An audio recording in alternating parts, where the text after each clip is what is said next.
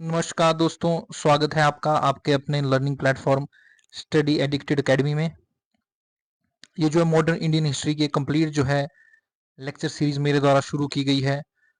UPSC, state PCS as well as Himachal में HS alliance civil नायब तहसीलदार के बच्चों के लिए कंप्लीट यह कोर्स है। इसमें हम मॉडर्न इंडियन हिस्ट्री को स्पेक्ट्रम से कवर करेंगे और चैप्टर वाइज हम डिस्कस करेंगे जो भी इंपॉर्टेंट टॉपिक्स होंगे।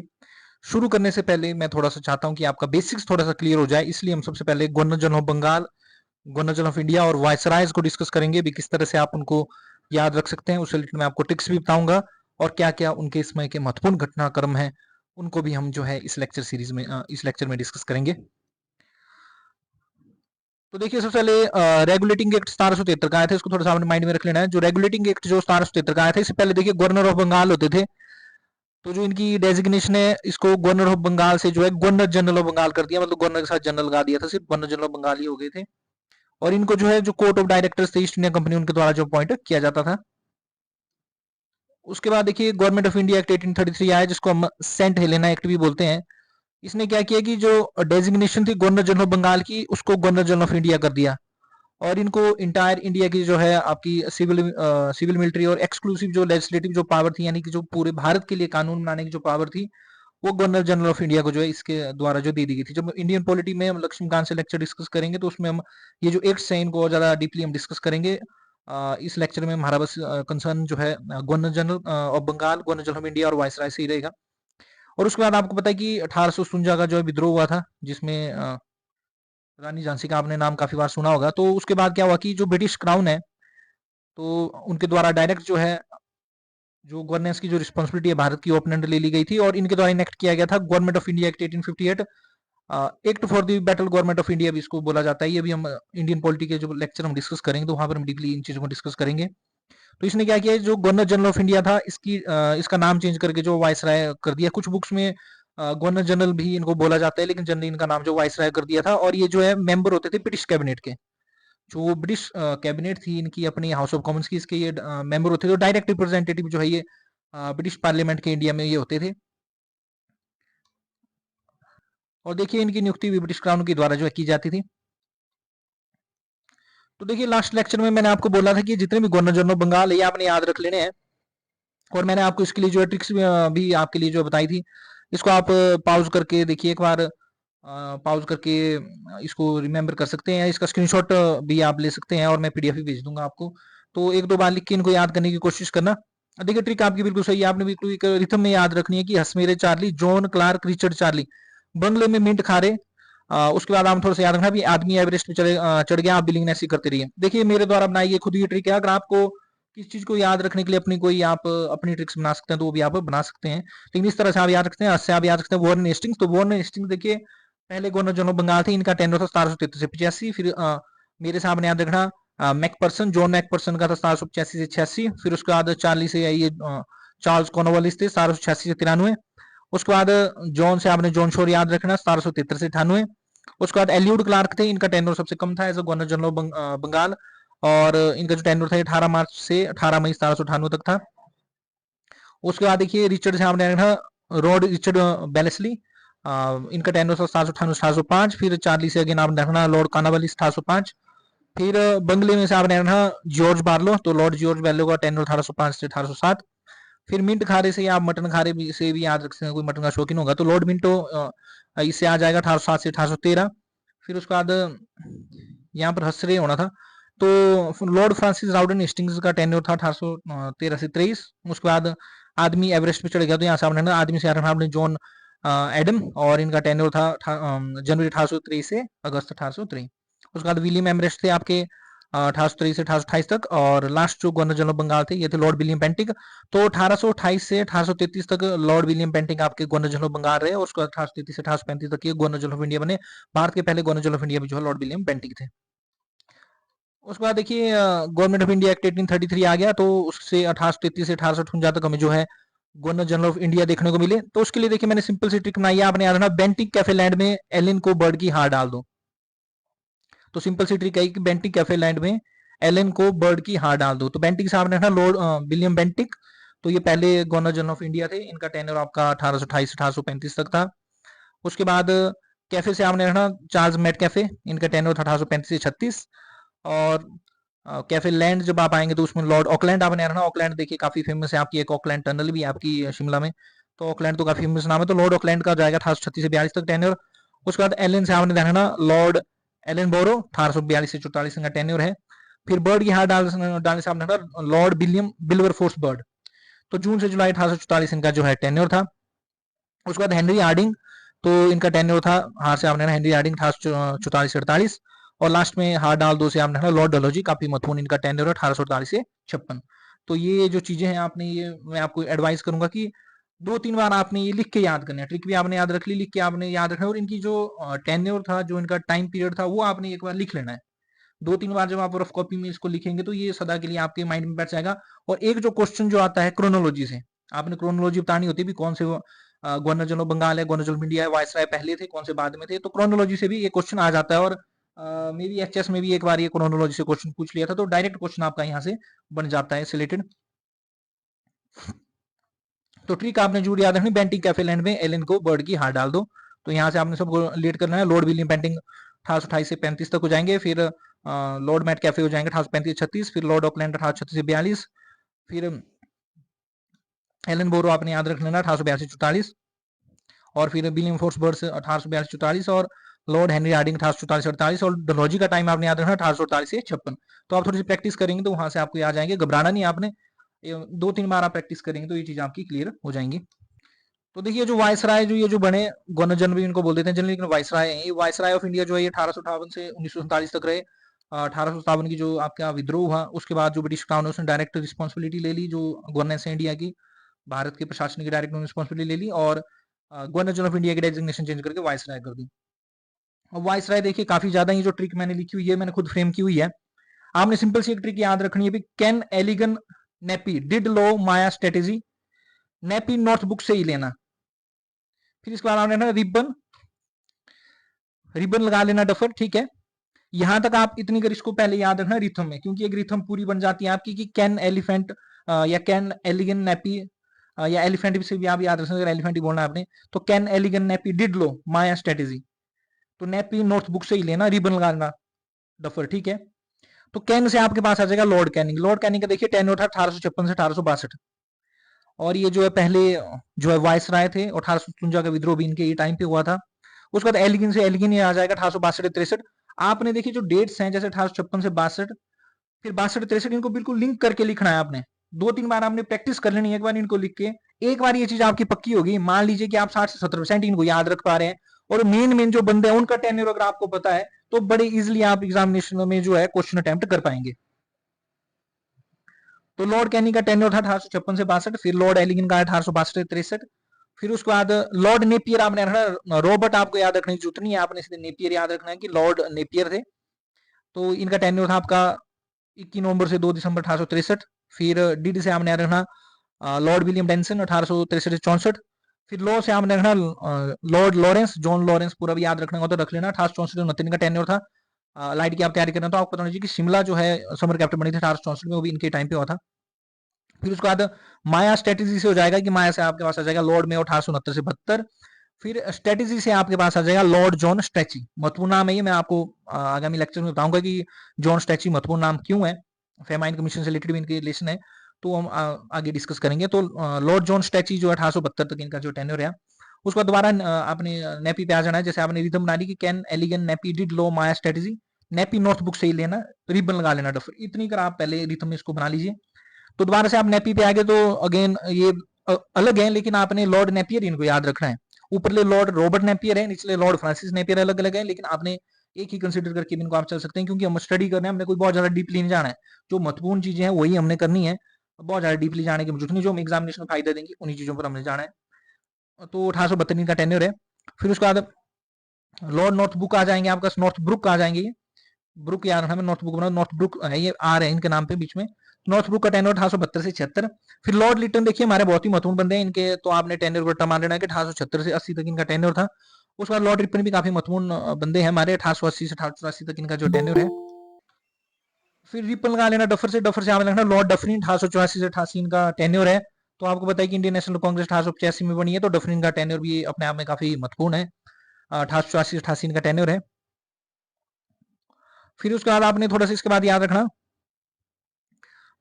डफर के बाद आपने थोड़ा सा याद रखना कि लो एल्गिन कर्जा, कर्जा मतलब जो भी लोन है, तो लो एल्गिन कर्जा। फिर कर्जा से आपने रखना भी, कर्जा जब लिया तो बंदे का क्या हो गया कि मन हार गया, इस तरह से आपने इनको थोड़ा सा रिलेट करना है यहाँ पर। तो लो से आपके पास आ जाएगा लॉर्ड लेंसडोन, इनका टेन्योर है 1888 से 94। फिर अगेन लॉर्ड एल्गिन 1894 से 99। फिर लॉर्ड कर्जन, ये लॉर्ड कर्जन महत्वपूर्ण है, 1899 से 1905 इनका टेन्योर है। फिर देखिए कर्जा कर्जे से भी जनरली मन हार जाता है कुछ इंसानों का, तो इस तरह से आप याद रख सकते हैं इनको। तो मन से आ जाएगा पास लॉर्ड मिंटो 1905 से 11। फिर आर गया से आ जाएगा लॉर्ड हार्डिंग 1911 से 16। अब देखिए जब बंदे का कर्जे से मन हार गया तो आपने याद रखना कि थोड़ा सा अब उसको रंग बदलने पड़ेंगे। तो गिरगिट को इंग्लिश में चैंपेलियन बोलते हैं शायद, तो चैंपेलियन से मैं इसको याद रखता हूँ कि चैम्प्सफोर्ड का मैं टेनो यहाँ से इस तरह से याद रखता हूँ। तो इस तरह से हम थोड़ा सा इसको कोरिलेट कर लेना कि थोड़ा सा रंग बदलना पड़ेंगे गिरगिट की तरह। तो लॉर्ड चैम्प्सफोर्ड आपको याद रह जाएगा इसे चैंपेलियन से 1916 से 21। उसके बाद देखिए रीड करना, देखिए पहले भी रीड होगा, उसके बाद गांधी इरविन पैक्ट साइन होगा। गांधी इरविन पैक्ट देखिए बहुत ही आपका जो है महत्वपूर्ण जो है पैक्ट साइन हुआ था गांधी और इरविन जी के बीच में। तो इस तरह से आप याद रखना कि पहले जो रीड किया गया उसके बाद गांधी इरविन पैक्ट जो साइन हुआ। तो जो लॉर्ड जो रीडिंग है उनका टेन्योर जो, 31 में होता है ना सर? यही ध्यान रखना है कि गिरगिट की तरह रंग बदली जब कर्जे से मन आ गया। तो चैंपेलियन से आपने याद रखना चैम्प्सफोर्ड 1916 से 21। फिर उसके बाद पहले रीड किया तो 1921 से 16 तक 26 तक लॉर्ड रीडिंग का टेन्योर रहेगा। उसके बाद हमने गांधी इरविन पैक्ट साइन किया 5 मार्च 1931 को, तो लॉर्ड इरविन का टेन्योर आ जाएगा 1926 से 29। फिर उसके बाद आप गो से आपने ना go willingly to draw lines and waves on Mount Everest. इसके बाद ये ट्रिक है आपकी थोड़ी सी लास्ट में कि go willingly to draw lines and waves on Mount Everest. तो गो से आपके पास लॉर्ड गोस्टिन हो जाएगा 1929 से 31। कुछ बुक्स में इनके बारे में दिया है, कुछ में नहीं भी दिया है। देखिए कई जगह हिस्ट्री में ऐसा होता है कि आपने यहाँ से ट्रिक याद रखनी कि go willingly to draw lines and waves on Mount Everest. तो गो से आपने ना लॉर्ड गोस्टिन 1929 से 31। फिर विलिंगली से हो जाएगा लॉर्ड विलिंगडन 1931 से 36। कई जगह विलिंगटन भी लिखा होता है लेकिन विलिंगडन एक ही बात है 1931 से 36। और फिर लाइन से आपने रखना लॉर्ड लिन लिथगो 1936 से 43, महत्वपूर्ण है। जो भारत छोड़ो आंदोलन है 8 अगस्त 1942 को शुरू हुआ था इनके टाइम पे हुआ था। उसका लॉर्ड बेबल 1943 से 47। और जो लास्ट जो आपके वायसराय थे ये थे लॉर्ड माउंटबेटन 1947। माउंट एवरेस्ट याद रखना 1947 का टेनर था। तो ये जो तरीका मैंने आपको बताया इसकी थोड़ी सी प्रैक्टिस कर लेना और इजिली आपको ये जो याद रह जाएगा।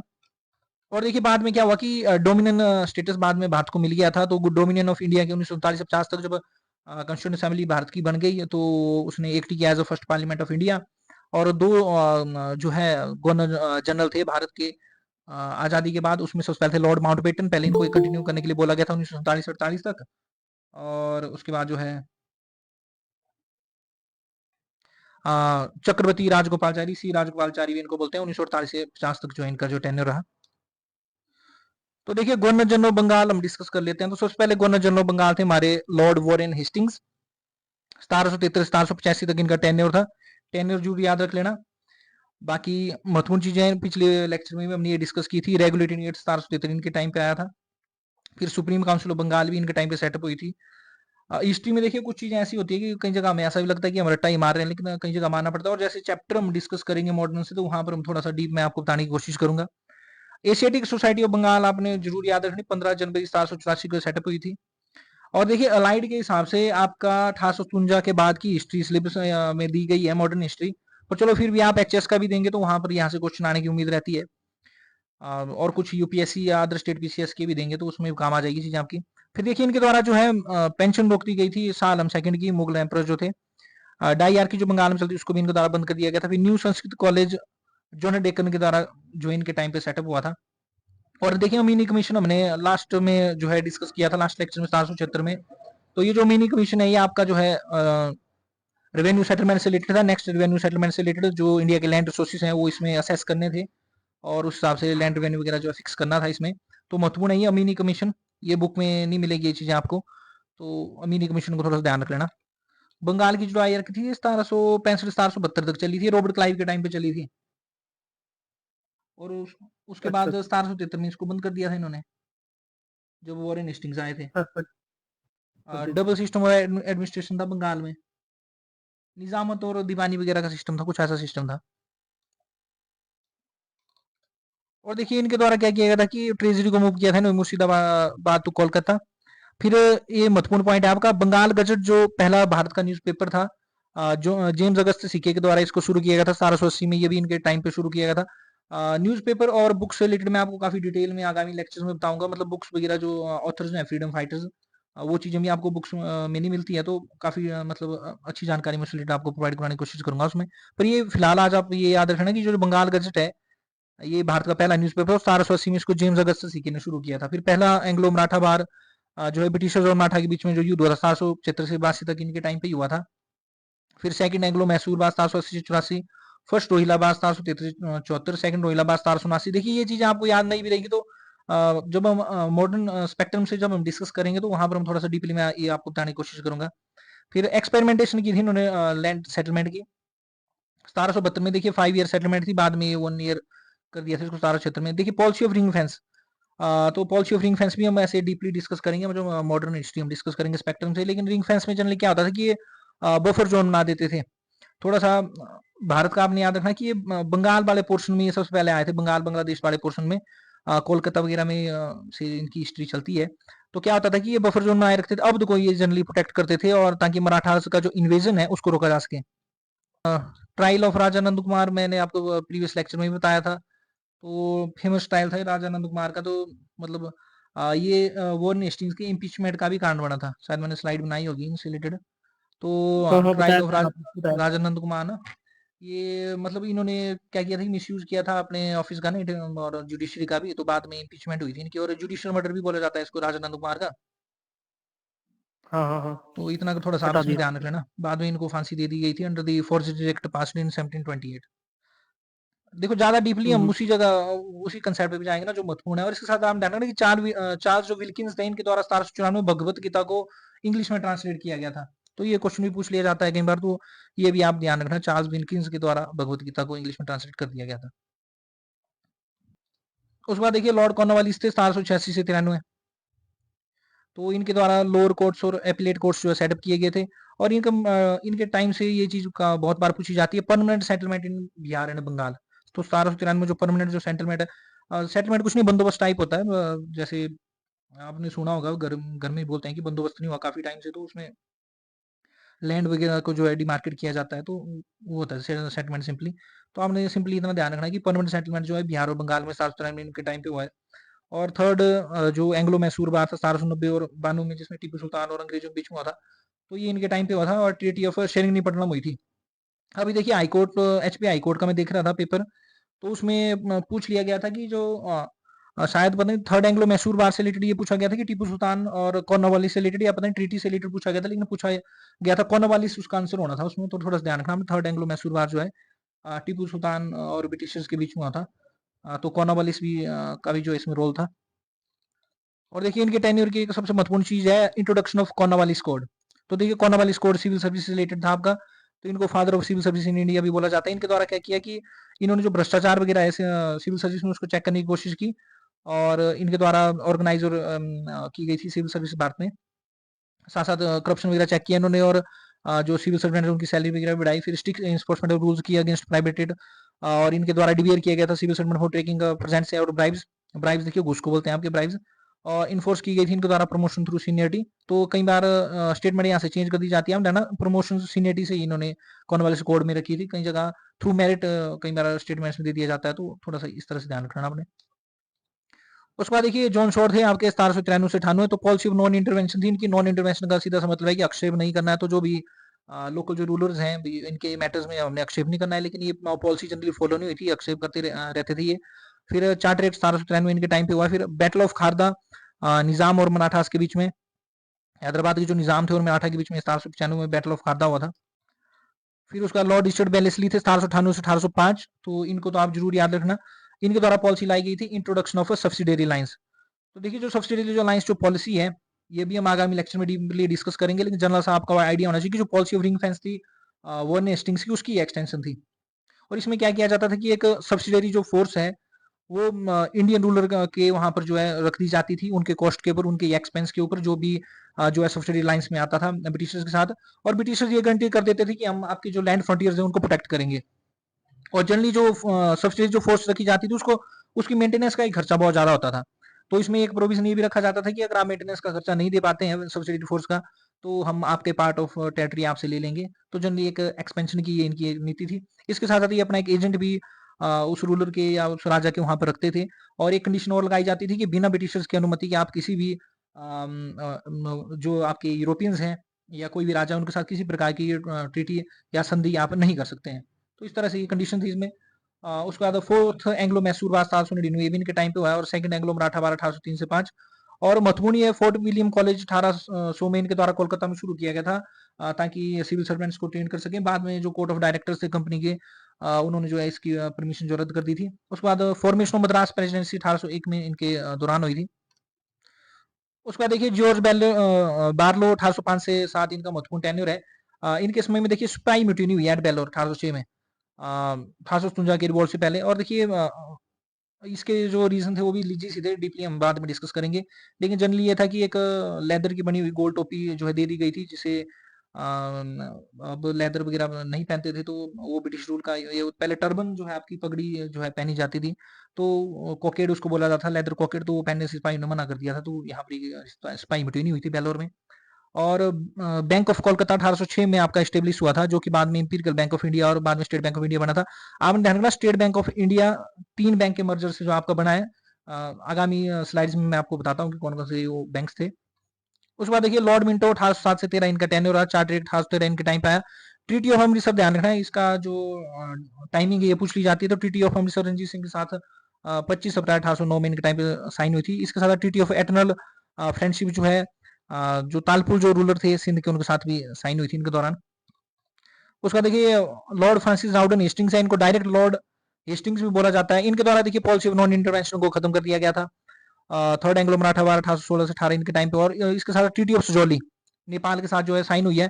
जब हम आगामी हिस्ट्री डीपली पढ़ेंगे तो वहां पर मैं आपको बताऊंगा कि ट्रीटी ऑफ सुजौली में क्या क्या था।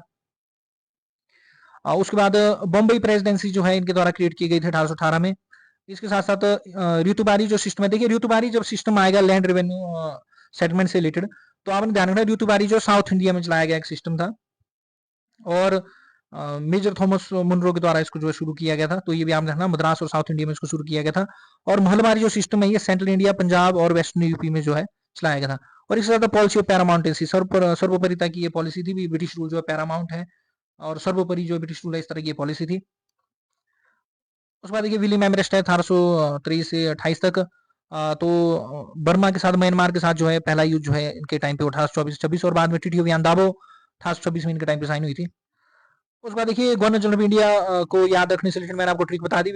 बेंटिंग कैफे लैंड में जो है एलन को जो है बर्ड की हार डाल दो, ठीक है। तो विलियम बेंटिंग 1828 से 35, फिर चार्ल्स मैटके 1835-36, ऑकलैंड 1836-42 और लॉर्ड एलन बोरो 1842-44। और उसके बाद लॉर्ड विलियम विल्बरफोर्स बर्ड 1800 जून और 2 जुलाई 1844, हेनरी हार्डिंग 1844-44 और डलहौजी 1840-56। तो अगर ये इतना बड़ा नाम भी आपको याद ना रहे तो लॉर्ड बर्ड ही आपने याद रख लेना, ज्यादा डीप जाने की भी जरूरत नहीं, आपको बस क्रोनोलॉजी याद होनी चाहिए, क्योंकि क्रोनोलॉजी से क्वेश्चन पूछ ली जाते हैं। तो देखिए लॉर्ड विलियम बेंटिंग आपके first governor general of India थे। 1833 से 1835 तक as governor general of India इनका टेन्योर रहा। और 1828 से 1833 तक एज गवर्नर जनरल बंगाल इनका टेन्योर रहा। इनके समय पे सबसे महत्वपूर्ण चीज हुई थी, सती प्रथा को जो है बैन किया गया था। आपने ध्यान रखना भारत में सती प्रथा 1829 में बैन हुई थी लॉर्ड विलियम बेंटिंग के टाइम पे। देखिए सती प्रथा के बारे में हम सबको पता है। इसमें क्या होता था कि जब भी कोई हिंदू बंदा अगर मर जाता था, तो उसकी जो वाइफ जो होती थी या जो विडो जो होती थी उनकी विधवा, उनको जो है जिंदा जला दिया जाता था उनकी चिता के ऊपर। काफी क्रूर ये प्रथा थी, तो बहुत ही अच्छा काम इन्होंने किया था। ये बंगाल सती रेगुलेशन 1829 में लाके, फिर इसके बाद चार्टर एक्ट 1833 और सेंटिनल एक्ट 1833, एक ही चीजें ये इनके टाइम पे आई थी। इंग्लिश एजुकेशन एक्ट 1835, उसके साथ medical college and hospital eight Kolkata, ये भी 1835 में। और महत्वपूर्ण इनके टाइम में सप्रेशन ऑफ ठगी इनके द्वारा की गई थी 1829 से 35 में। और कोल रिवेलियन 1831 में इनके टाइम पे हुआ था। देखिए मैं किसी भी चीज में डीपली नहीं जा रहा हूँ, मैं ये चाहता हूँ कि आज पहले हम इनको एक इस लेक्चर को कंप्लीट कर लें, फिर उसके बाद सब्सिक्वेंट लेक्चर्स में हम एक चीज में डीपली जाएंगे। कोल म्यूटिनी देखिए जब हम चैप्टर डिस्कस करेंगे तो वहां पर हम डिस्कस करेंगे। हम थोड़ा ध्यान रखना कि 1831 में हुई थी। और जो कोल्स थे इसके साथ अदर ट्राइब्स भी, मुंडास, ओरियंस, होस्ट एंड भूमजीज, ये ट्राइब भी थी। और छोटा नागपुर रीजन में ये हुई थी। इसमें रांची, सिंगम, मजीराबाग, पलमा और वेस्टर्न पार्ट्स ये कवर हुए थे। तो देखिए मेन कारण इनके ट्रबल का ये था कि 1831 में क्या हुआ कि लार्ज स्केल जो ट्रांसफर ऑफ लैंड जो है कोल एडमेंट से आउटसाइडर हिंदू सिख और मुस्लिम जो ट्रांसफर किया गया था, और जो मनी लैंडर से काफी ऑप्रेसिव थे और काफी हैवी टैक्सेस इनसे ये डिमांड करते थे। तो इस चक्कर में ये जो है आपकी कोल म्यूटिनी आपकी हुई थी। इसके बाद काफी लार्ज स्केल मिलिट्री ऑपरेशन जो इनको करना पड़ा था। और आपने इनके लीडर का भी नाम याद रखना, बुद्धो भक्त। देखिए जब आप प्रीलिम्स देते हैं तो उसमें आपसे जनरली ये पूछा जाएगा कि कोल म्यूटिनी कब हुई, कौन से रीजन उसने कवर किए, कौन सी ट्राइब्स उसमें थी। रीजन कई बार आप पूछ लिया जाता है भी क्या इसमें जो मेन रीजन था। तो मेन रीजन यही था कि लार्ज स्केल जो इनकी जो लैंड है, जो भूमि है, ट्रांसफर कर दी गई थी आउटसाइडर्स को। और इसके साथ इनका मेन जो लीडर थे बुद्धो भक्त थे। बाद में देखिए कोल्स के द्वारा जो है लगभग हजारों के आसपास जो आउटसाइडर को इसमें मार दिया गया था। तो चलो आगामी लेक्चर्स में डीपली इनको डिस्कस करेंगे। उसके बाद देखिए चार्ल्स मैटकैफे 1835 से 36 काफी महत्वपूर्ण है। इनके द्वारा जो लाइसेंसिंग रेगुलेशन 1823 एक लाया गया था, उसको रिपील किया गया था। और इनको जो है लिबरेटर भी ऑफ इंडियन प्रेस भी बोला जाता है। तो भारत के प्रेस के मुक्तिदाता के रूप में इनको जाना जाता है। लिबरेटर ऑफ इंडियन प्रेस, ये आपने जरूर याद रखना, मैटकैफे को बोला जाता है। इसके साथ कोलकाता पब्लिक लाइब्रेरी 1836 में इनके द्वारा जो है शुरू की गई थी, जिसको करंटली जो है नेशनल लाइब्रेरी ऑफ इंडिया के नाम से जाना जाता है। उसके बाद देखिए लॉर्ड ऑकलैंड की अगर हम बात करें 1836 से 42, इनके टाइम पे देखिए ट्राई पार्टी ट्रीटी हुई थी। ट्राई पार्टी का मतलब है तीन के बीच में ये एक संधि हुई थी, ट्रीटी होती है संधि। पैक्ट भी कहीं पर लिखा हो तो उसका मतलब होता है आपका संधि। तो ट्राई पार्टी ट्रीटी 1836 में हुई थी ब्रिटिश शाह शुजा और महाराजा रणजीत सिंह के अगेंस्ट दोस्त मोहम्मद खान। तो दोस्त मोहम्मद खान ये अफगानिस्तान के एम्पर थे। और फर्स्ट बंगाली डेली न्यूज़पेपर जो है संवाद प्रभाकर जो है 1839 में इनके टाइम पे पब्लिश हुआ था। तत्वबोधनी सभा जो है देवेंद्र नाथ टैगोर द्वारा 1839 में शुरू की गई थी। और पहली रेलवे लाइन जो है आपकी रेड हिल रोड लाइन मद्रास में शुरू की गई थी। इसको जो है 1837 में जो है शुरू किया गया था ताकि ग्रेनाइट स्टोन को जो है कैरी किया जा सके। देखिए बहुत सारों को कंफ्यूजन होती है कि 1853 में पहली रेलवे लाइन जो है बॉम्बे से थाने तक चली थी। मैं आपको बता दूं वो पहली पैसेंजर रेलवे लाइन थी जिसके ऊपर रेलगाड़ी चलाई गई थी पैसेंजर्स के लिए। ये 1853 में ओपन हुई थी पैसेंजर्स के लिए, मतलब सवारियों को ले जाने के लिए। जबकि रेलवे तो भारत में पहले से ही शुरू हो गई थी। 1837 में ये पहली रेलवे लाइन जो आपकी बिछ चुकी थी। रेड हिल जो रेड रोड लाइन है मद्रास में, वहां पर ये जो 1837 में बिछ गई थी। और यहाँ से जनरली ग्रेनाइट स्टोन जो है इन रेलगाड़ीज में कैरी किया जाता था। इसके साथ साथ लॉर्ड ऑकलैंड के टाइम पे जो है पहला एंग्लो अफगान वार हुआ था 1840 से 42। और देखिए इसमें काफी ज्यादा ब्रिटिशर्स को जो नुकसान हुआ था। और जो वापस लौट रही थी ब्रिटिश आर्मी, उनका मैसेकर्ड होता है नरसंहार। तो अफगान जो मिलिटियाज थे, जो अफगानिस्तान जो अफगान के जो स्पाइस थे, उनके द्वारा काफी ज्यादा इनका जो है नरसंहार किया गया था 1842 के दौरान, जब ये रिट्रीट कर रहे थे काबुल से। और इसके साथ देखिए बैंक ऑफ बम्बई 1840 में स्टेब्लिश हुआ था। और ये बाद में इंपीरियल बैंक ऑफ इंडिया बना था, जो कि आज Indian state bank of India है। तो मैंने इससे पहले आपको बताया बैंक ऑफ कोलकाता, दूसरा था आपका बैंक ऑफ बम्बई आपको ना। बैंक ऑफ कोलकाता और जो आपके बैंक ऑफ बम्बई और बैंक ऑफ मद्रास है, ये 27 जनवरी 1931 को जो है आपके कंबाइंड किए गए थे। और पहले ये इंपीरियल बैंक ऑफ इंडिया बना था, बाद में 1955 में बनाया फिर स्टेट बैंक ऑफ इंडिया। ऐसा ही नहीं है सर 1935 सुना मैंने भी। 35 मैंने सुना। नहीं देखो 55 में बना है ना SBI, reserve bank of India बना है आपका 1935 में। जो गवर्नमेंट ऑफ इंडिया 1935 है उसमें आरबीआई से रिलेटेड प्रोविजन है। बिल्कुल बिल्कुल बिल्कुल 35 में क्या, हाँ आरबीआई बना, 55 में बना। ठीक 1921 में क्या हुआ कि आपने थोड़ा ध्यान रखना इसमें कि bank of Kolkata, bank of Bombay और बैंक ऑफ मद्रास को मिला दिया गया था और इंपीरियल बैंक ऑफ इंडिया बनाया था पहले। आपसे एग्जामिनेशन में डायरेक्टली पूछ लिया जाता है कि इंपीरियल बैंक ऑफ इंडिया किसको बोला जाता है। और कई बार ये भी पूछ रहे थे कि बैंकर्स बैंक किसको बोला जाता है, तो बैंकर्स बैंक तो आरबीआई है। और आपने थोड़ा सा ये भी ध्यान रखना कि आरबीआई से रिलेटेड कोई भी प्रोविजन आपको संविधान में नहीं मिलेंगे। कई बार क्वेश्चन इस तरह से फ्रेम कर दिया जाता है कि RBI is mentioned in such and such article of Indian constitution, तो इसका कोई भी मेंशन नहीं आरबीआई का संविधान में। बिल्कुल सर बिल्कुल। इंपीरियल बैंक ऑफ इंडिया का देखिए नाम चेंज करके 30 अप्रैल 1955 को स्टेट बैंक ऑफ इंडिया रख दिया गया था। तो देखिए लॉर्ड एलन बोरो 1842-44 का टेन्योर रहा। इनके टाइम पे ग्वालियर वार हुआ था 1843 में, और इसमें ब्रिटिश के द्वारा डिफीट किया गया था मराठास को। उसके बाद बैंक ऑफ मद्रास 1843 में इनके टाइम पे सेटअप हुआ था, जो कि बाद में इंपीरियल बैंक ऑफ इंडिया बना और presently state bank of India है। और एनेक्सेशन ऑफ सिंध जो है, सिंध प्रोविंस 1843 में इनके टाइम पे हुई थी। और स्लेवरी जो एक्ट है, स्लेवरी को जो है बंद 1843 में इनके टेन्योर में जो है किया गया था, दास प्रथा जो चलती थी भारत में। उसके बाद देखिए आपके हेनरी हार्डिंग है, इनके टाइम पे फर्स्ट एंग्लो सिख वार हुआ था, सिखों के साथ वार हुआ 1843 से 46 में। और इसमें ब्रिटिश एम्पायर के द्वारा जो है सिख एम्पायर को हरा दिया गया था और इनके मेजर पोर्शन जो इनके टेरिटरी के थे उसको कॉन्फिस्केट कर दिया गया था, उनको जब्त कर दिया गया था। ऐसे जब्त करना होता है इसको, लेकिन अपने अधीन कर लिया गया था इसमें। और इस बार ट्रीटी ऑफ लाहौर हुई थी 1840 में। इसमें देखिए ब्रिटिशर्स के द्वारा अपने अधीन जो है कश्मीर को मिला दिया गया था सिखों से, और बाद में इसको राजा जम्मू को जो है बेच दिया गया था 75 लाख रुपए में। इसके साथ पहला जो इंजीनियरिंग कॉलेज है रुड़की इंजीनियरिंग कॉलेज 1847 में टाइम पे सेट हुआ है। रुड़की उड़ीसा में ही है जहाँ तक मेरा आइडिया है, रुड़की उड़ीसा, तो रुड़की में सेटअप हुआ था। यूके में सर, यूके उत्तराखंड में। उत्तराखंड में। यूपी में है, उत्तराखंड में सर। उत्तराखंड में है रुड़की। हाँ जी, हाँ जी सर। अच्छा उत्तराखंड में। हरिद्वार के पास सर। और उसके बाद अबॉलिशन ऑफ फीमेल इन्फेंटिसाइड और ह्यूमन सैक्रिफाइस इनके टाइम पे हुआ था। ये चलो ये सोशल रिफॉर्म्स है, इतने ज्यादा जरूरी नहीं है क्योंकि सबने इसके इनके ऊपर वर्क किया था। और देखिए लॉर्ड डलहौजी तो देखिए काफी इंपॉर्टेंट है, इनका टेन्योर तो आपने वैसे भी याद रखना 1848 से 56 तक इनका काफी महत्वपूर्ण ये टेन्योर है इनका। लेप्स की नीति इनके द्वारा शुरू की गई थी, इसको हड़प की नीति बोलते हैं हिंदी में, पढ़ी है हाँ जी किसी ने सर। हिंदी में, हड़प की नीति बोलते हैं इसको। हाँ, हड़प की नीति। हाँ इसमें यही था कि अगर कोई भी राजा अपने लीगली हेयर के बिना जो है मर जाता था किसी अपने संतान के बिना, तो गोद लिए हुए बच्चे को मतलब हाँ। जो गवर्नमेंट जो प्रॉपर्टी है वो नहीं देते थे, प्राइवेट जो प्रॉपर्टी है राजा की उस पे बोलते थे भी वो ले सकते हैं, गवर्नमेंट प्रॉपर्टी नहीं ले सकते हैं। फिर उसके बाद चार्ल्स वुड डिस्पैच भी 1854 में इनके टाइम पे आया था, एजुकेशन से रिलेटेड था ये। और बर्मा के साथ दूसरा ये 1852 में इनके टाइम पे हुआ। और देखिए जो फर्स्ट रेलवे लाइन है पैसेंजर रेलवे लाइन है कनेक्टिंग बॉम्बे एंड ठाणे 1853 में। और फर्स्ट टेलीग्राफ लाइन जो है डायमंड हार्बर टू कोलकाता, ये भी इनके टाइम में स्टार्ट हुई। Post office act 1854। और देखिए हिंदू विडो रीमैरिज एक्ट 1856, ये कई बार पूछा जाता है, इसमें हम ध्यान रखना इसको ड्राफ्ट जो है लॉर्ड डलहौजी ने किया था, लेकिन इसको पास जो आपके लॉर्ड कैनिंग ने किया हुआ है। इसके बाद लॉर्ड कैनिंग आएंगे 1856 से 62 तक। तो इनको खुद इसको खुद ब खुद हिंदू विडो रीमैरिज एक्ट को लॉर्ड डलहौजी ने ड्राफ्ट किया है मतलब खुद, लेकिन पास इसको जो है आपके लॉर्ड कैनिंग ने किया था।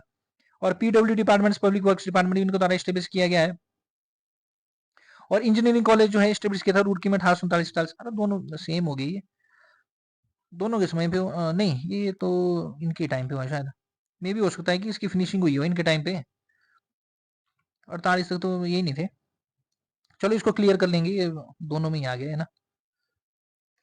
चलो इसको देख लेना आप एक बार गूगल वगैरह करके, है ना। अब देखिए महत्वपूर्ण हमारे एग्जामिनेशन पॉइंट ऑफ व्यू से ये है कि डॉक्ट्रिन ऑफ लैप्स में कौन कौन से एरिया गए थे। आपने इसमें सिंपल सी एक ट्रिक याद रख लेनी, अगर आपको याद नहीं रहे जो मैंने खुद बनाई हुई है, मैंने बनाई हुई है इसमें भी सत्यजय जी संभल कर उठाना झांसी को, झांसी के नैन तीखे और आवारा है। तो जैसे सत्यजय जी से आपने 17 सबसे पहले 1848 में, फिर यहाँ पर आपने इसको ध्यान रखना जय जी सत्यजय जी, ठीक है। तो जेतपुर यहाँ से आ जाएगा। फिर संभल के आपने ध्यान रखना, जैसे देखिए कुछ ट्रिक्स अगर आप रिदम में बना देते हैं तो चीजें इजिली याद रहती है, आपको डेट्स याद रह नहीं रही लेकिन एक पता लग जाता है उसमें भी कौन सी चीजें पहले हुई है और कौन सी बाद में हुई है। तो जैसे सत्यजय जी ये आप एंड डाउन भी करना, संभल कर उठाना,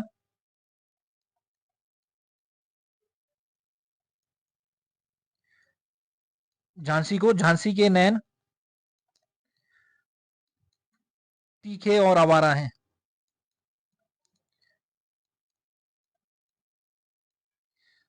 तो सत से आपने आना 17 1848 में, फिर जय जी से जेतपुर एंड सांबलपुर, संभल से आना सांबलपुर 1849 में, फिर उठाना से आना उदयपुर 1852 और झांसी 1853। ये तो सबको याद रह जाएगा क्योंकि 1857 के विद्रोह का वन ऑफ द रीजन ये भी था कि जो झांसी है इनको भी इन्होंने एनेक्स करने की कोशिश की थी, तो रानी लक्ष्मीबाई ने बोला था कि मैं अपनी झांसी नहीं दूंगी। तो 1857 के रिवोल्ट में हम वो सारा डिस्कस करेंगे।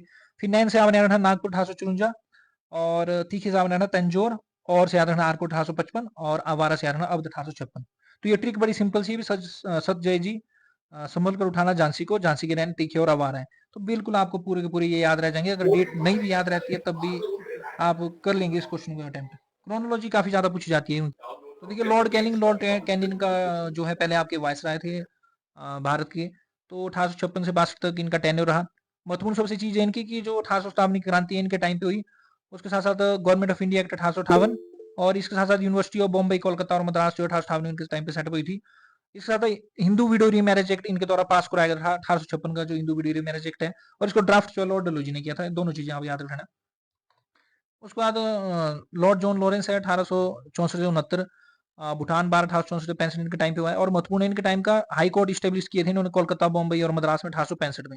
ये डेट बहुत ही महत्वपूर्ण है, एग्जामिनेशन में पूछी गई है, शायद IDHS में भी यहाँ से क्वेश्चन आ चुका है पहले, तो ध्यान रखना आपने। वहां पर शायद स्टेटमेंट दी गई थी और 1862 कर दी गई थी स्टेटमेंट में, तो हम ध्यान रखना हाई कोर्ट जो है स्टेब्लिश होते कोलकाता, बॉम्बे और मद्रास में 1865 में, और इंडियन फॉरेस्ट डिपार्टमेंट 1864 में इनके टाइम पे हुआ था। और इनकी एक बहुत ही महत्वपूर्ण पॉलिसी है, पॉलिसी ऑफ मास्टरली इनएक्टिविटी। तो देखिए अफगानिस्तान के साथ जो युद्ध में काफी ज्यादा लॉस हुआ था ब्रिटिशर्स को, तो इन्होंने फिर जो है पॉलिसी ऑफ मास्टरली इनएक्टिविटी जो अपनाई थी, यानी कि अफगान से रिलेटेड जो भी उनके इंटरनल मैटर्स थे उनसे रिलेटेड इंटरफेयर करना जो है ब्रिटिशर्स ने बंद कर दिया था। जो भी चाहे उनके सक्सेशन के इश्यूज थे या अदर कोई भी इशू तो उसमें इन्होंने इंटरफेयर करना बंद कर दिया था। तो ये पॉलिसी ऑफ मास्टरली इनएक्टिविटी थी इनकी। पॉलिसीज भी याद रखना। सर ये जो हाई जी जी।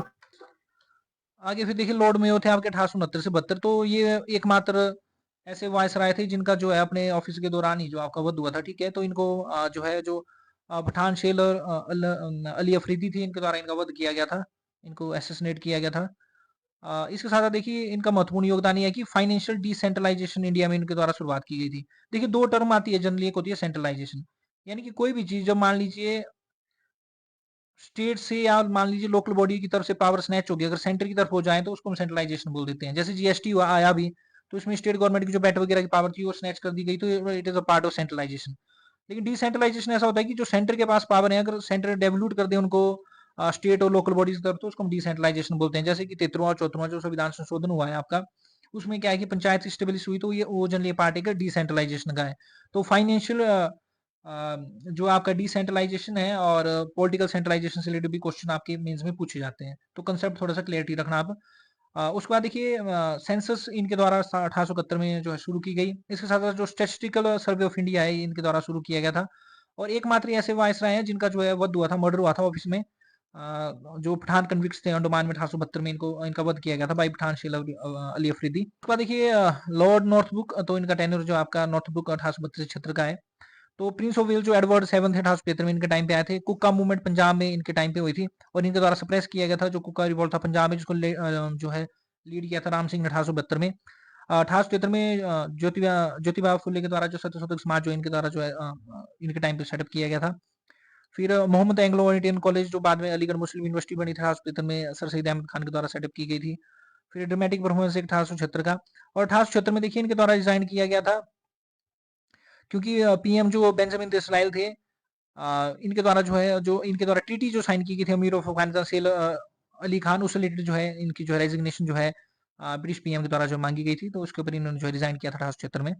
कई बार देखिए सिली सा क्वेश्चन एग्जामिनेशन में फ्रेम ऐसे कर देते हैं एग्जामिनर की, कौन सा वायसराय ऐसा था जिसने जो है जो ट्रीटी जो साइन हुई थी अफगानिस्तान के जो अमीर हैं उनके साथ, उसके रिलेटेड जो है उनको रिजाइन करना पड़ा था। तो इस तरह के क्वेश्चन फ्रेम हो सकते हैं इन फ्यूचर, क्योंकि नए नए क्वेश्चन जो है कमीशन तलाशता रहता है। उसका देखिए लॉर्ड लिटन, ये बहुत ही महत्वपूर्ण नाम है 1876 से 80 तक। और चीजें आपने इनकी याद रखनी नहीं रखनी ध्यान रखना। वर्नाकुलर प्रेस एक्ट इनके द्वारा जो लाया गया था 1878 का, बहुत ही महत्वपूर्ण एक्ट है, इससे रिलेटेड काफी बार एग्जामिनेशन में क्वेश्चन पूछा जा चुका है। इसका इंडियन एक्ट 1878। फिर वायसराय रिवर्स करेक्टर्स इनको बोला जाता था, पहले कर देते थे कोई चीज उसको वापस भी ले लेते थे। इनके द्वारा देखिए ऑर्गेनाइज किया गया था ग्रैंड दिल्ली दरबार 1877 में।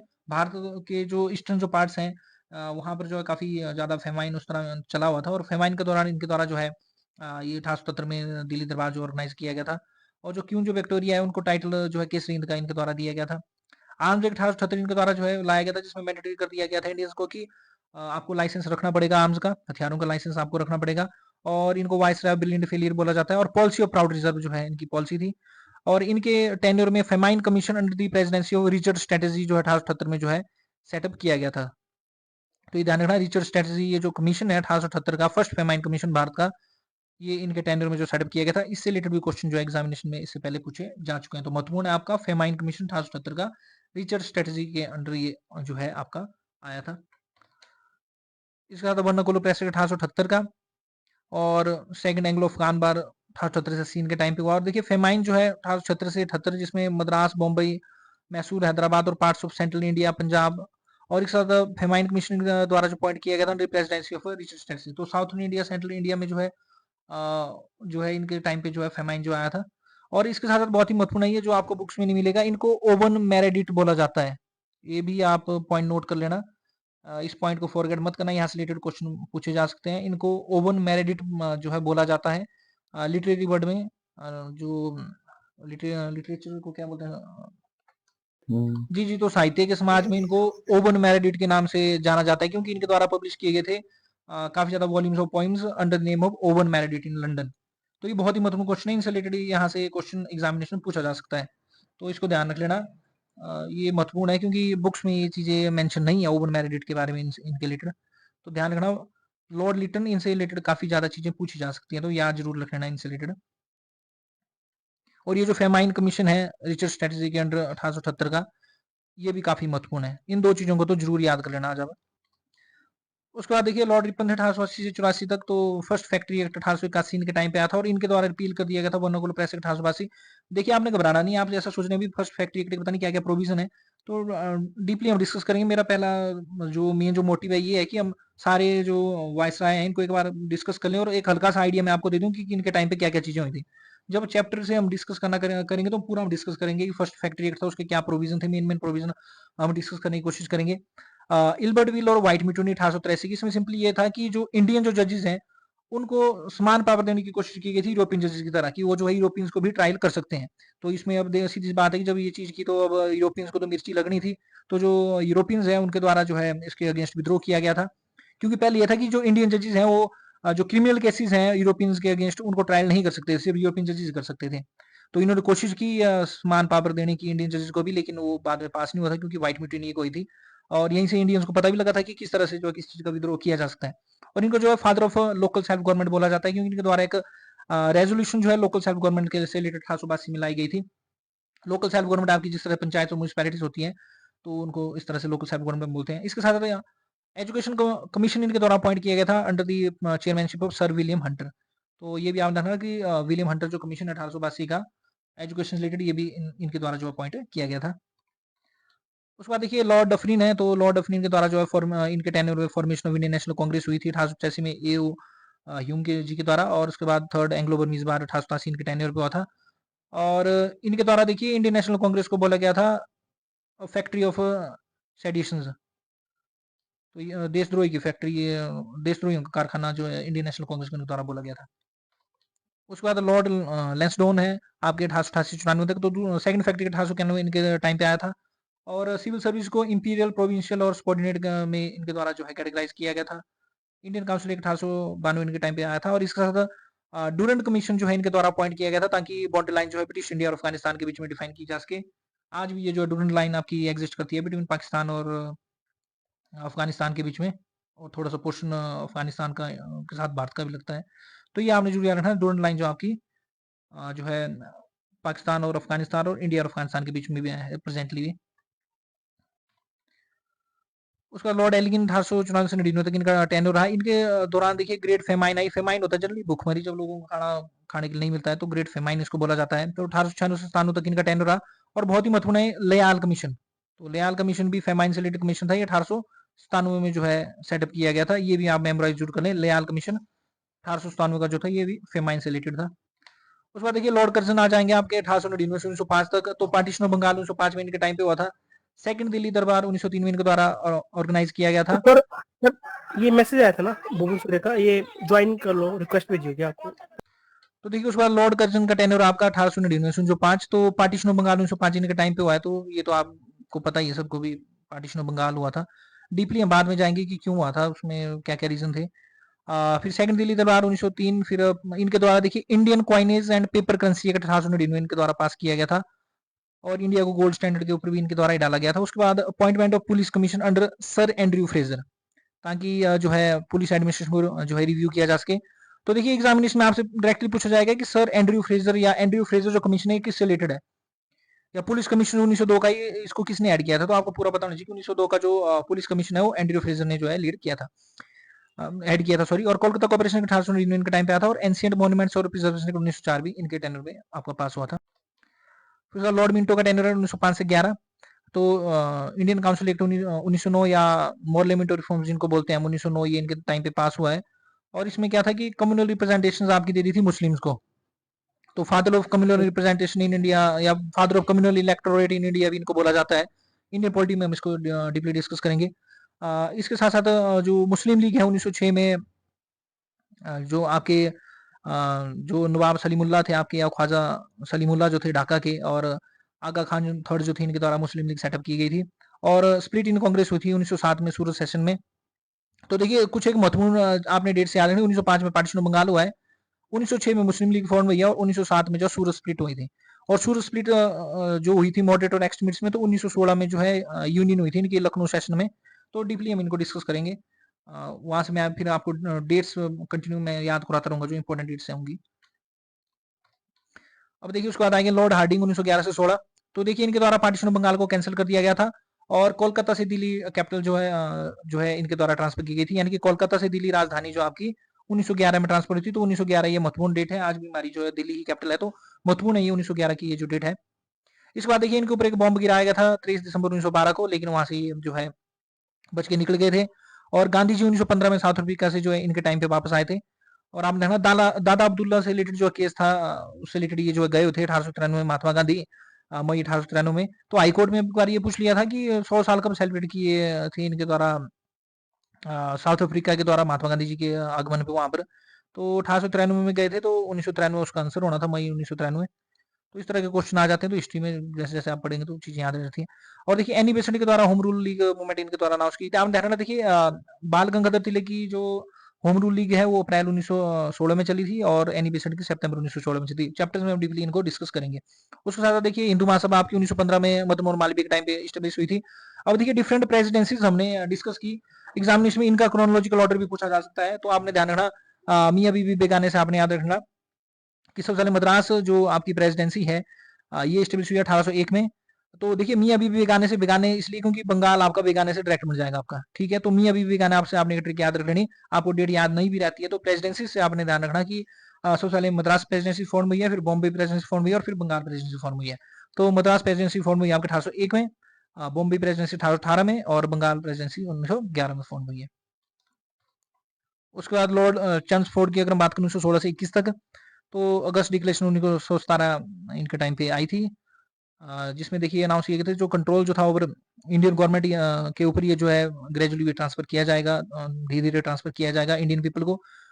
तो यूपीएससी की तो आदत ऐसी होती है कि ग्रेजुअली की जगह वो बोल देंगे कि रेपिडली ट्रांसफर किया जाएगा, तो ऐसा थोड़ा सा ध्यान रखना कि अगस्त जो डिक्लेरेशन उसमें ग्रेजुअली बोला गया था, धीरे धीरे।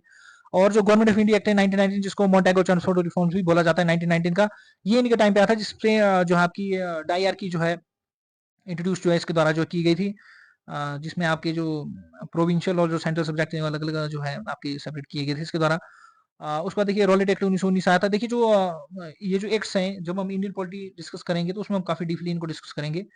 जलियांवाला बाग जो मैसेकर है या जलियांवाला बाग जो हत्याकांड है, ये 13 अप्रैल 1919 इनके टाइम पे हुआ था। उसके बाद non cooperation movement, sir SP Sinha जो अपॉइंटेड हुए थे governor of Bengal, first Indian थे ये जो अपॉइंटेड हुए थे इस पोस्ट के ऊपर। और वुमेन यूनिवर्सिटी जो फाउंड हुई थी पूना में 1916 में इनके टाइम पे। और महत्वपूर्ण है कि education related education policy related एक नया कमीशन, सेंट्रल कमीशन जो 1917 इनके टाइम पे जो अपॉइंट हुआ था। तो उसके बाद देखिए लॉर्ड रीडिंग है आपके 1921 से 26 तक। तो इनके द्वारा देखिए रॉलेट एक्ट को रिपील कर दिया गया था, वापस ले लिया गया था। इस साथ जो प्रेस एक्ट था 1910 का उसको भी इनके द्वारा रिपील कर दिया गया था, और नॉन कॉर्पोरेशन मूवमेंट इनके द्वारा सप्रेस किया गया था। इसके साथ जो प्रिंस ऑफ वेल्स, देखिए वेल्स जो है आपकी स्कॉटलैंड की कैपिटल है, तो जो स्कॉटलैंड के प्रिंस है उनको प्रिंस ऑफ वेल्स बोल देते हैं। इन्होंने विजिट किया था नवंबर 1921 में। मोपला रिवेलियन 1921 में आपके मालाबार कोस्ट जो है केरला की, वहां पर इनके टाइम पे हुआ था। चौरा चोरी इंसिडेंट थोड़ा सा देखना 5 फरवरी 1922 को ये हुई थी, क्योंकि दो डेट्स हैं आपकी, एक 5 मार्च 1931 जिसमें गांधी इरविन पैक्ट आपका साइन हुआ है, और एक है 5 फरवरी 1922 जिसमें आपकी चौरा चोरी जो घटना है वो हुई थी, जिसके बाद नॉन कॉर्पोरेशन मूवमेंट को महात्मा गांधी ने जो है वापस ले लिया था। इसके साथ ली कमीशन 1923 का जो कि पब्लिक सर्विस रिफॉर्म से रिलेटेड है। तो ये ली कमीशन भी महत्वपूर्ण हो जाता है, क्योंकि जो कमीशन है वो जो भी चाहे एचपीपीएससी चाहे यूपीएससी ये भी खुद कमीशन है, तो कमीशन रिलेटेड क्वेश्चन पूछ लेते हैं। और देखिए रेलवे बजट को जनरल बजट से 1924 में सेपरेट किया गया था, और ये ट्रेडिशन 2016 तक जो है कंटिन्यू चला था। अब देखिए दोनों बजट को मर्ज कर दिया गया है। उसके बाद तो रेलवे बजट आपने जनरल बजट से पहली बार 1924 में अलग हुए थे। और आरएसएस जो राष्ट्रीय स्वयंसेवक संघ है इनको के बी हेजवार के द्वारा 1925 में जो है सेटअप किया गया था। और इनके टाइम पे ही डिसीजन लिया गया था कि साइमल्टेनियस जो है एक समान जो है एग्जामिनेशन जो है आपकी इंडियन सिविल सर्विस के लिए दिल्ली और लंदन में जो है होगी, जो कि 1923 से इफेक्टेड हो गया था। तो ये इनके टेन्योर की जो महत्वपूर्ण चीज है इनको आपने याद रखना। ली कमीशन थोड़ा सा ध्यान रखना, महत्वपूर्ण है इसमें पब्लिक सर्विस रिलेटेड। और चोर चोरी जो इंसिडेंट 5 फरवरी 1922 की भी महत्वपूर्ण है। उसके बाद देखिए लॉर्ड इरविन है, तो महत्वपूर्ण है ये भी 1926 से 29 है ऐसे जनरली, क्योंकि जो इनके बाद जो गोस्चिन जो बने थे वो थोड़े एक्टिंग थे। एक्चुअली इनका टेन्योर आपको कई जगह 1926 से 31 भी मिल जाएगा, तो एक्टिंग इनके टाइम पे जो है उनको लॉर्ड गोस्चिन को बनाया गया था। तो साइमन कमीशन ध्यान रखना ये 1928 में इनके टाइम पे आया था। इसके साथ-साथ कांग्रेस के द्वारा इंडियन रेज़ोल्यूशन 1929 में पास की थी। दांडी मार्च 12 मार्च से 6 अप्रैल 1930 तक इन्हीं टाइम पे जो हुआ था। सिविल डिसआर्मament 1930 की। फिर देखिए first round table conference England में 1930 में हुई थी। आपने देखना जो तीनों की तीनों जो राउंड टेबल कॉन्फ्रेंस है वो बी आर अम्बेडकर ने अटेंड किया और महात्मा गांधी ने और आईएनसी ने सिर्फ और सिर्फ सेकंड जो आपकी राउंड टेबल कॉन्फ्रेंस वो अटेंड किया। और गांधी इरविन पैक्ट हुई थी 5 मार्च 1931 को, जिसमें सिविल डिसआर्मament को जो है वापस ले लिया गया था। उसके साथ-साथ जो जतिन दास हैं ये शहीद हो गए थे। आपके इनके द्वारा लगातार 64 दिन तक जो हंगर स्ट्राइक जो की गई थी और 1929 में ये जो है आपके शहीद हो गए थे। और बहुत ही महत्वपूर्ण है इसमें आपका हारकोर्ट बटलर कमीशन है। ये यूपीएससी में पूछा गया था ये क्वेश्चन शायद 2024 में 2014 में शायद, कि बटलर कमीशन किससे रिलेटेड है। तो जो हारकोर्ट जो बटलर जो कमीशन है ये इंडियन स्टेट कमीशन था, जिसमें जो रिलेशनशिप जो थी इंडियन स्टेट प्रिंसली स्टेट्स और ब्रिटिश राज के बीच में जो रिलेशनशिप है उसको इसने जो है स्टडी करना था, उस रिलेटेड रिपोर्ट प्रेजेंट करनी थी। तो ये थोड़ा सा हम ध्यान रखना है इसके बारे में भी। और थोड़ा ध्यान देना लॉर्ड गोस्टिन जो आपके जो एक्टिंग थी ये कुछ बुक्स में ही मिलेगा आपको। कई बुक्स में लॉर्ड इरविन का ही टेन्योर 1926 से 1931 तक दे दिया जाता है। तो एक ही चीज है वो, इनको बीच में एक्टिंग जो है वायसराय को बनाया गया था। उसके बाद देखिए लॉर्ड विलिंगटन आपके 1931 से 36 तक थे। इनके टाइम पे सेकंड राउंड टेबल कॉन्फ्रेंस हुई थी 1931 में। और गांधी जी देखिए जैसे राउंड टेबल कॉन्फ्रेंस से जो वापस आए थे तो उनको अरेस्ट कर दिया गया था, क्योंकि इनके द्वारा सिविल मूवमेंट को जो है दोबारा से रिज्यूम कर दिया गया था जनवरी 1932 में। कम्युनल अवार्ड जो ब्रिटिश पीएम थे रैमसे मैकडोनाल्ड, उनके द्वारा जो है अगस्त 16 1932 को जो है अनाउंस किए गए थे। जिसमें देखिए गवर्नमेंट ऑफ इंडिया 1935 आया तो उसने सेपरेट जो कम्युनल रिप्रेजेंटेशन डिप्रेस्ड क्लासेस को भी जो है दे दी थी। इससे रिलेटेड जो है गांधी जी जो है गांधी जी के द्वारा जो है यारवाड़ा जेल में जो है फास्ट एंड टू डेथ जो है इसमें इनके द्वारा जो है ऑर्गेनाइज कर दिया गया था, fast unto death Yerwada ब्रिज में। उसके बाद देखिए पूना पैक्ट हुआ था 24 सितंबर 1932 को, जिसमें महात्मा गांधी जी की तरफ से पंडित मदन मालवीय ने इसको साइन किया था और डिप्रेस्ड क्लासेस की तरफ से बी आर अम्बेडकर ने उसको जो साइन किया था, जिसमें एग्री ये किया गया था कि जो रिजर्वेशन ऑफ सीट्स जो दे दी जाएगी डिप्रेस्ड क्लासेस को। इस साल थर्ड राउंड कॉन्फ्रेंस 1932 के टाइम पे हुई और गवर्नमेंट ऑफ इंडिया का 1935 इनके टाइम पे जो पास हुआ। और देखिए गवर्नमेंट ऑफ इंडिया का 1935 से हमारे जो संविधान है उसमें काफी ज्यादा आपके प्रोविजंस लिए गए हैं, जैसे कि जो हमारा आपकी शेड्यूल 7 है जिसमें 3 लिस्ट आपको मिलती है, यूनियन लिस्ट, स्टेट लिस्ट और कॉन्करेंट लिस्ट, ये भी इसी से ली गई है आपकी गवर्नमेंट ऑफ इंडिया एक्ट 1935 से। इमरजेंसी प्रोविजंस भी आपके गवर्नमेंट ऑफ इंडिया 1935 से ली है, तो इंडियन पॉलिटी में हम इनको डीपली डिस्कस करेंगे। उसके बाद देखिए लॉर्ड लिनलिथगो हैं, तो इनके टाइम पे आपका जो है क्विट इंडिया मूवमेंट हुई है 8 अगस्त 1942 को, महत्वपूर्ण है। इसमें महात्मा गांधी ने डू और डाई का जो है नारा आपका दिया था और गवर्नमेंट ऑफ इंडिया जो इन्फोर्स कर दिया गया था प्रोविंस में। और 1937 में जनरल इलेक्शंस हुए थे जिसमें कांग्रेस मिनिस्ट्री फॉर्म हुई थी 11 में से 8 प्रोविंसेस में। और देखिए जो कांग्रेस की जो मिनिस्ट्री 1937 के जनरल इलेक्शन में फॉर्म हुई थी, तो इन्होंने क्या किया था कि मुस्लिम जो लीग है उसको कंप्लीटली जो है इग्नोर कर दिया था और किसी भी प्रकार की मिनिस्ट्री फॉर्मेशन की मुस्लिम लीग के साथ नहीं की थी। तो वो भी एक कांड बना था मोहम्मद अली जिन्ना के जो कट्टर जो एक नीति थी बाद में टू नेशन थ्योरी की। और बाद में पार्टीशन का भी बहुत बड़ा रीजन ये 1937 के इलेक्शन बने थे, क्योंकि मुस्लिम लीग को ये लगा था कि जो इंडियन नेशनल कांग्रेस है इनकी वजह से हमारे इंटरेस्ट जो है खतरे में है। तो लेक्चर जब हम या चैप्टर डिस्कस करेंगे वहां पर और डीपली हम इसको डिस्कस करेंगे। और 1939 तक देखिए ये आपकी जो सरकार है ये रही थी जो 1937 के जनरल इलेक्शन हुए और बाद में इन सब के द्वारा अपने ऑफिस गिव अप कर दिए थे जब 1939 में सेकंड वर्ल्ड वार जो आपका शुरू हुआ था। और मुस्लिम लीग के द्वारा जो है ऑब्जर्व किया गया था डेलिवेंस डे 22 दिसंबर को। इस तरह जो है देखिए विंस्टन चर्चिल आपके जो है ब्रिटिश पीएम बने थे मई 1940 में और इनके द्वारा जो एक अटलांटिक चार्टर जो है डिक्लेयर किया गया था, जिसको ज्वाइंटली जो है यूके और यूएस ने जो है डिक्लेयर किया था, जिसमें ये बोला गया था कि उन सभी कंट्रीज को सॉवरेन राइट्स दे दिए जाएंगे जिनसे जिनको जो है फोर्सफुली उनसे जो है वंचित रखा गया है। लेकिन ये जो अटलांटिक चार्टर है ये इंडिया के ऊपर अप्लाई नहीं होगा। तो ये भी काफी एक महत्वपूर्ण एक बात है कि इंडिया के ऊपर इसको लागू नहीं किया गया था, यानी कि यहाँ से ब्रिटिशर्स की इंटेंशन जो है शो होती थी कि ये भारत को फ्रीडम नहीं देना चाहते थे। और आपने ध्यान में रखना आपसे किसी मान लीजिए चाहे आपके कैबिनेट मिशन प्लान से रिलेटेड क्वेश्चन आ जाए, चाहे क्रिप्स मिशन से रिलेटेड क्वेश्चन आ जाए, अगर वहां पर ये एक बात ये लिखी जाएगी इसमें ये बोला गया था कि जैसे मान लीजिए आपसे बोल दिया जाए कि क्रिप्स मिशन में ये बोला गया था कि भारत को कंप्लीट इंडिपेंडेंस दे दी जाएगी। तो देखिए जब तक हमारा देश 1947 तक आजाद नहीं हुआ उससे पहले ब्रिटिशर्स ये बोलते थे कि सिर्फ और सिर्फ जो है डोमिनियन स्टेटस ही भारत को दिया जाएगा। तो कभी भी कंप्लीट इंडिपेंडेंस की बात जो है ब्रिटिशर्स ने नहीं की है, थोड़ा सा ये ध्यान रखना। और उसके साथ साथ क्रिप्स 1942 का भी जो इनके टाइम पे आया था। थोड़ा सा डेलिवेंस डे का थोड़ा सा ध्यान रखना, मुस्लिम लीग के द्वारा ये 22 दिसंबर 1939 को सेलिब्रेट किया गया था डेलिवेंस डे।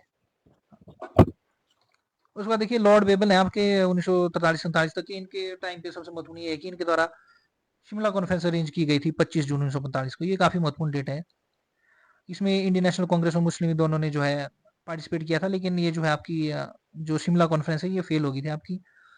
उसके साथ देखिए कैबिनेट मिशन प्लान 16 मई 1946 को आया था। इसने भी डोमिनेंट स्टेटस की बात की थी। इसने ये बात नहीं की थी कि कंप्लीट इंडिपेंडेंस दी जाए, लेकिन कॉन्स्टिट्यूंट असेंबली की इसने बात की थी कि कॉन्स्टिट्यूंट असेंबली सेटअप की जाएगी।